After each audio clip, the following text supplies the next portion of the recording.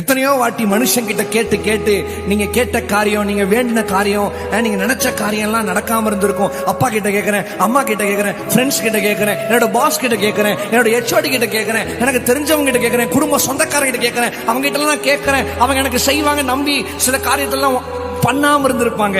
நீ உங்களை பார்த்து சொல்றாங்க, என்ன ஆண்டவர் கிட்ட கேளு, கேளுங்கன்னு சொன்னா நம்மளால கேட்கறது, ஆண்டவர் எனக்கு ஒரு பென்ஸ் காரை கொடுங்க, அந்த காரை கொடுங்க, அந்த வீட்டை கொடுங்க, இதை கொடுங்க, அதெல்லாம் இல்ல.